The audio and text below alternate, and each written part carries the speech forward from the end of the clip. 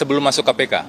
Jadi sejak 2012 saya sudah di 2012-2013 saya sudah disumpah sebagai advokat, dan itulah profesi yang saya jalankan saat ini. Saya pamit dari KPK pada Oktober 2020 dan kemudian secara full menjadi advokat. Tadi Bang Todung sebenarnya menyampaikan beberapa hal terkait dengan mungkin banyak pertanyaan ya dari teman-teman, kenapa kemudian katakanlah Bang Todung adalah tokoh anti korupsi kemudian menangani kasus korupsi, karena melihat begitu banyak persoalan dari aspek hukum dalam proses penanganan perkara ini dan juga dari substansinya.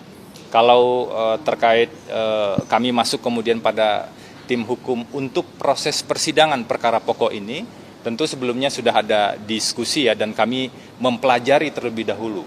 Jadi kami pelajari ada 2 putusan pengadilan yang sudah berkekuatan hukum tetap, karena putusan pengadilan itulah yang menjadi pegangan paling kuat. Seharusnya bagi semua pihak itu jadi pegangan paling kuat.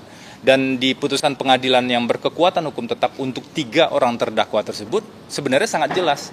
Tidak ada peran Pak Hasto Kristianto yang kemudian bisa membuat Pak Hasto dijerat sebagai pemberi suap.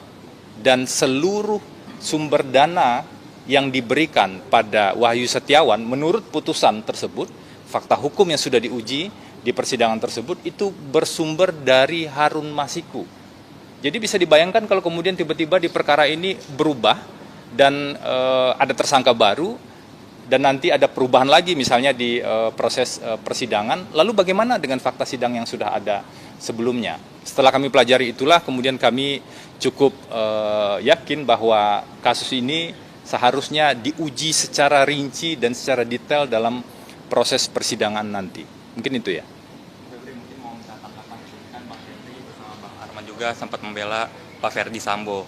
Lalu waktu itu juga melawan juga Bang Roni yang sebagai kuasa hukum Barada Richard. Mungkin model apa sih yang pada saat ini bisa buat memenangkan buat Pak Hasto itu tidak terbukti bersalah? Jadi begini teman-teman, saya advokat, Bang Arman Hanis, ketua saya di AAI, sebagai advokat juga tentu saja, dan tim ini juga advokat, Bang Roni Talapesi juga advokat. Mungkin ini juga bisa jadi proses pembelajaran bersama kita bahwa advokat itu bekerja secara profesional, dan ada satu prinsip dasar dalam dunia advokat itu, advokat tidak bisa diidentikan dengan klien.